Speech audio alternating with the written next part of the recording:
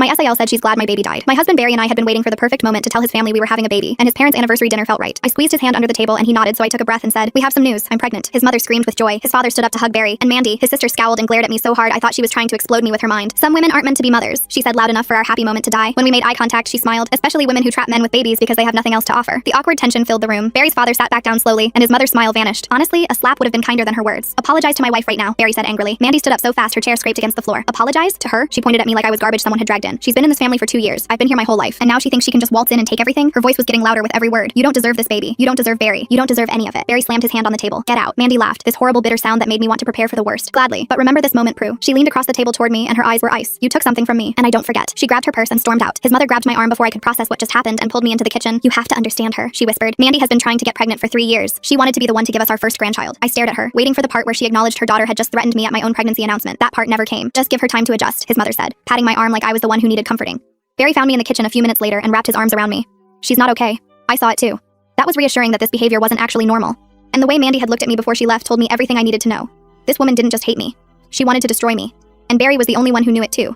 But having my husband on my side wasn't going to be enough to stop what was coming. Because Mandy was just getting started. And what she did at my doctor's appointment proved this woman wasn't just jealous. She was completely unhinged. For the next 2 weeks I tried to focus on the good. Barry and I went to baby stores and debated crib colors. We talked about names late at night while lying in bed. He'd rest his hand on my stomach even though there was nothing to feel yet and whisper, "I can't wait to meet you," to my belly button. Those moments made me feel like everything would be okay. Like Mandy was just a temporary storm we'd weather and move past. I should have known better. My 12-week appointment came and Barry couldn't make it because of work. I had just finished changing into the paper gown and was waiting for the ultrasound tech. The door opened and I looked up expecting to see someone in scrubs. Instead, I saw Mandy. She walked in like she owned the place. Designer purse on her arm, smile stretched across her face like we were old friends meeting for lunch. "Surprise," she said. "I thought I'd come support you since Barry couldn't make it." Every alarm in my body went off at once. "How did you know I had an appointment today?" I asked. "Mom told me. She thought it would be nice if someone from the family was here." She sat down in the chair next to the exam table and crossed her legs. "Isn't this exciting? Our first look at the little one." "Our," she said, "our." I opened my mouth to tell her to leave, but the ultrasound tech walked in before I could get the words out. She was a cheerful woman with gray hair and kind eyes who introduced herself as Rose.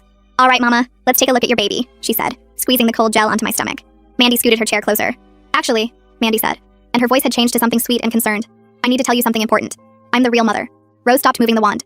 She looked at Mandy, then at me, then back at Mandy. "I'm sorry, what?" "She's my surrogate," Mandy continued, not missing a beat. "We don't like to advertise it because of the stigma, but I want to make sure my baby is healthy.